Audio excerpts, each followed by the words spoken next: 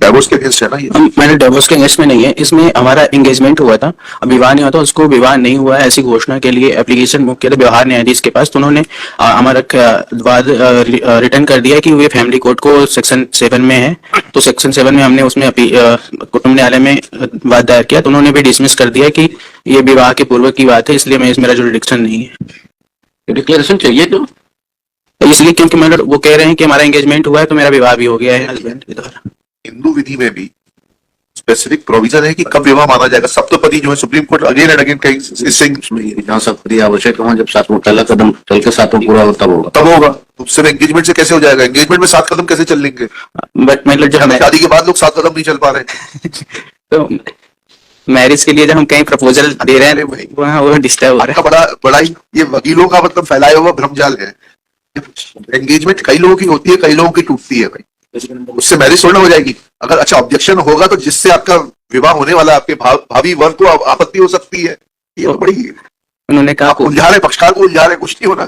मतलब एक छोटा सा इशू इसमें यह भी है कि हम एम्प्लॉय हैं, एम्प्लॉय में हमने सर्विस रिकॉर्ड में एंगेजमेंट के बाद अपनी इनका नाम रजिस्टर करा दिया, तो उसको कैंसिलेशन के लिए भी चलिए उसको चाह रहे हैं कि परवारी मिल जाए बेवकूफ बना कोर्ट।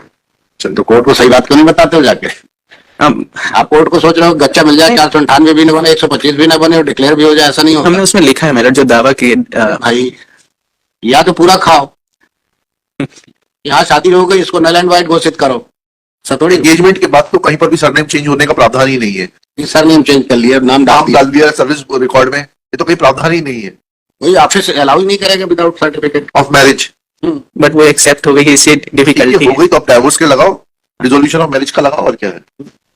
क्योंकि 7 प्रकार के विवाह बताए गए ना हिंदू शास्त्रों में, तो ये एक प्रकार का विवाह तो हो गया उन 7 में से।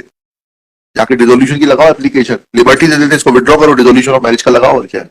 तो सर यही करना पड़ेगा, यही करो, ठीक है। दोनों हाथ letter place for withdrawal of this petition with liberty to file an appropriate application before the family court. उसमें बोले आए कि आगे प्रोसीड करते जाए, मेरे उससे ज्यादा कुछ चट क्या था।